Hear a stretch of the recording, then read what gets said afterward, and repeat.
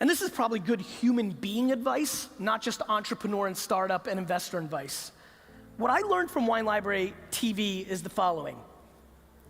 The true story of Wine Library TV was the day that I thought I was gonna start it, I thought I was gonna do something similar to QVC, and I don't know if you have a QVC or shopping network in Europe, but QVC in America, it's a show and they sell stuff through the TV. I thought I was gonna do the QVC of wine. The first episode of that show, when that camera went on and that light went on, I realized that this was gonna be on the internet forever, and that I didn't wanna just peddle wine. I decided I wanted to be a value to people in learning about wine, because I was scared that if I was peddling something I didn't believe in, that somebody would come up to me at a party and say, do you like this? And I'd say, no, I hate it. They're like, well, you fucking said it was awesome on Wine Library TV. You're a scam artist. I'm like, shit, no. So I was very focused on leveling up, and I really believe the one great piece of advice, if you want to take anything from this talk, is we have to start realizing that giving and doing things in business without expectation of return from the other individual is probably the greatest leverage that you could ever deploy in your business life, though it is extremely rare in today's business environment. And it has absolutely been the bedrock of what has allowed me to win. All my engagement, all my selfies right over there and signing books, all the content, I have nothing to sell. I have a book that I fucking sell once every 3 years for $13. This is not about monetizing an audience, it's about building leverage to build brand versus sales. One of the biggest things that I see going on right now in digital media is that we don't have a lot of people doing branding and marketing. We have a lot of people doing sales. The reason so many of you were confused by the value of Snapchat is because in the digital landscape, we now think transactional. Everything's about what's the ROI of every piece of content, every single action, what's the last attribution, what's the conversion rates. It's all become math-based, and that's fine because I love sales more than anybody. But I promise you, these fucking guys, Nike, they didn't tag me on a browser and then re-cookie me and then travel all over the internet and pound me with banner ads until I gave up and bought it. I bought it because they fucking marketed to me over the last 20 years, and I don't even fucking know why I buy it. And that is a very important point, because what we're living through is a time where people are just being very transactional and conversion based when everything continues to get arbitraged. Another thought that I'm curious, how many people here have gone to the life that I've gone to? Over the last 3 months, I no longer have a laptop or an iPad. I now only live through my mobile device. How many people are on that level doing that? Raise your hands. Not a lot. And this is like, think about this conference. I really think that this trend, I do believe that if I came back here in 2 years, that 50, 40, 30% of the hands in this room would go up to that following question, and I'm completely fascinated by it. And then for everybody in the room that is building businesses on the internet, the thought of what's happening in your landing page optimization or the UI and UX of your product in a desktop environment, I think is in the beginning stages of being disrupted. And that's what I really spend most of my time in, which is what's the attention arbitrage? Where do I think your eyes and ears are gonna be before you do, and how do I go and land grab and buy up that property, and how do I then deploy and build the best houses on that property through content? That is the pattern of my career. In 2006, I thought this social media thing was gonna be really big, and in 2007, 2008, I laid my foundation, and by 2007 and 8, I invested in Facebook and Tumblr and Twitter and things of that nature, and I did quite well. I also used them to tell my story, sell my wine, do my thing. I think this is super important to understand, because I think we also decide that things are emerging too fast. This is not just being first mover. A lot of people like to give me credit, like, you predicted all this stuff, you were so right. I just want to be on the record forever. There's plenty of people here recording. I haven't predicted shit. I'm not Nostradamus. What I've done well is I've moved quickly once you actually started using them. I didn't predict Twitter. I wasn't right about Snapchat. I was just looking at data. Snapchat 2 years ago, when I first started talking about it, already had tens of millions of users. There was real people using it. I'm not predicting anything. I'm paying attention. There's probably very few people in this room that are paying as much attention to Anchor, to Peach, to all these platforms as I am, but I'm not putting all my content or all my time, and I'm also not crippled by putting my time and effort into platforms before they have 100 or 200 million users. For example, how many of you remember that 5 minutes 4 years ago where social cam got big? Raise your hand. All right, so 3 nerds. Social cam got big for 3 minutes because the Facebook newsfeed juiced it, and it had a lot of users, and it was hot for 4 months, 6 months. I used it feverishly and used it a lot. It collapsed and meant nothing.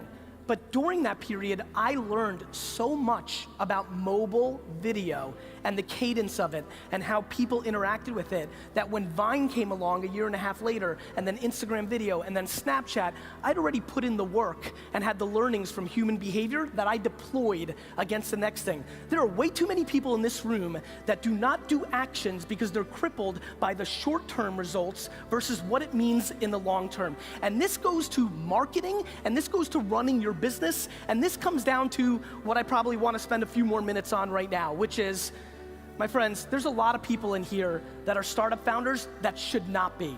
My friends, there are a lot of people in here that work at agencies that should not be. They should be probably switched, and vice versa, and different things. One of the things that is absolutely driving me right now in my life is the untold depression, the untold suicides. To just get dark for a second, it's not fun to talk about, but it's important. We are lacking self-awareness in this space in a very substantial way.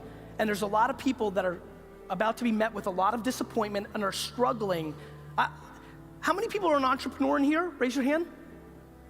You guys and gals know, this isn't easy. There's nobody else. It's fun to work for somebody. You know why? You get to blame the boss. She and he is an asshole, not you. When you're an entrepreneur where there's nobody else behind you, it's on you. And one thing we're not talking about is the level of success. Everybody thinks they have to build fucking Uber. Everybody thinks they have to make millions of dollars. It's unbelievable what we've done, and I absolutely want to make sure that we're starting to have real conversations. Making $100,000 a year, 100 euros, that's massively successful. We need to recalibrate what success looks like in our space because we're forcing through the branding of what we're doing, very impractical, very high risk, very low return results for so many, because everybody's shooting for 10 billion. Guys, there's like 4 apps that big. There's like Uber and Instagram. Like, how many fucking billion-dollar companies do you think there are? And so I really am passionate about starting to reframe the conversation about the number one thing that I have noticed in my 20 years of my success, because let me tell you something, I suck shit at almost everything. What I've done well is I've deployed self-awareness around what I am, and I know what I am. And there's a lot of things I wish I was. 7 years ago, as a lot of you know, I had plenty of leverage in the Web 2.0 social media movement. I was one of the guys, I was one of the 20 most followed people on Twitter. I didn't go and raise $40 million to build the next Facebook. I didn't raise $50 million to build a platform around wine. I was self-aware enough, even though I had all the opportunity in the world to build product, that I wasn't gonna be successful. 7 years ago, I went out and built a boring digital agency, right? I built something practical. All my internet friends, a lot of the people gonna be on the stage, they made fun of me. Like, why don't you go build a big company or something grand? I built what I knew I could build. I'm very proud that over the last 4 years, I've grown VaynerMedia from $3 to $100 million a year in revenue, not fucking valuation.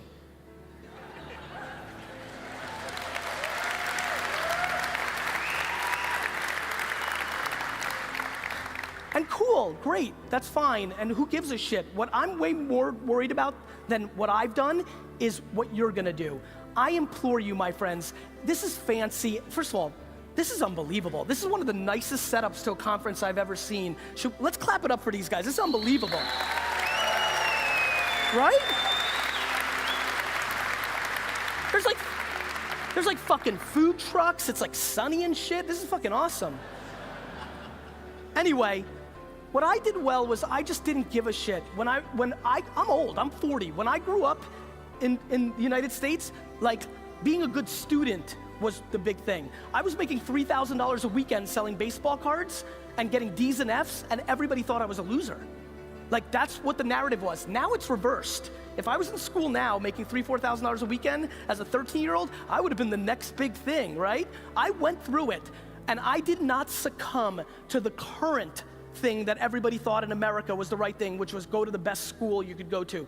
I understood who I was, and I went all in on my strengths, and I implore a lot of you to do that. There's too many people sitting in this room that want to be the #1 CEO founder, but if you were the 7th employee of a company, you know, I'd much rather be number 41 at Facebook than #1 of Facebook. And so I think we're seeing that, and so I'd like to stand up here and I'd like to say, look, there's a lot of things that I wish I was different at. As a matter of fact, back to let's be very meta right now. Do you know that I wish I didn't curse on stage? Do you know how many people don't share my content, don't like me because of it? I wish I didn't do it. I just can't be anything that I'm not. And so I implore you, don't worry about what's cool right now or what we're all focused on or what your mama wants you to be. You need to go home from this conference.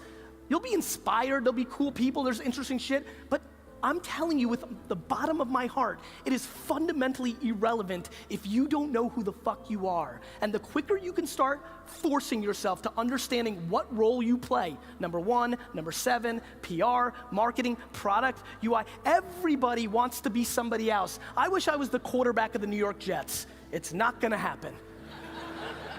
And so, if I can accomplish one, and by the way, I'm being very realistic. I'll be very, very transparent with you. This little 7-minute rant that I just came up with, I'm trying to reach one person. Like, this is not so easy. It's hard to have the ego and the humility at equal ends to figure yourself out. But I promise you, as I've looked across the landscape, and I've looked at 25, 50,000 startups at this point, right? I have now spent the last 4 years of my life with the Toyotas and the Pepsis and the GE, you know, biggest brands in the world, myself, my inner circle. The one connection point from corporate America to startup, to VC, to personalities, the one connection point is self-awareness. Once you start understanding yourself, once you start actually executing on who you actually are versus who you wish you were, things start to change very quickly. And so, the reason I'm passionate about this is always very worldly advice and is probably historically always good things to talk about. I just feel that if any of you really paid attention to the macroeconomic infrastructure of what's happening in our space right now, this nirvana that we've lived through for the last 6 or 7 years is about to shift. It just is. It's just the data. I don't want it. I wish it was nirvana forever, just like everybody else. During the down cycles, the people that are able to win are the ones that are most in tune with themselves, the ones that are the most practical. So again, to make this valuable to you in this room, #1, if you're a startup, please start understanding how you're gonna make money as soon as possible. You're running a business. You're running a business. Businesses need to make money, especially when there's no money to fund you based on your last valuation. #2, as a human being sitting at this conference, this is all very encompassing and very exciting, but start chipping away against what you think you want and start really looking at what you bring to the table, because the quicker you figure that out, the more successful you will have. And #3, please start understanding how to provide value without expectation in return. It is unbelievable to me how many people already today, I was here for 5 minutes, 7, 8 people giving me something as they think, but really expecting something in return for that give. Humans can feel that. It's not the way to go, and we really need to start thinking about that. And #4, understand the following, and this is very ironic given my concerns about where the market's going. I'll end with this. In lieu of all of that, this whole thing that we're living through has just started. The consumer web is only 20 years old. Windows 95 kind of started this thing. The internet thing is very new. Everything that we all talk about didn't exist 10 years ago. Over the next 10 years, the biggest companies in the world, from Europe and Asia and US, from anywhere in the world, because we are now at scale, the biggest companies in the world are gonna be created over the next 20 years from zero. There are people sitting in this room right now that are gonna build the next major company. And so we are all so blessed that we are actually human beings during this period where there is so much upside, so much opportunity.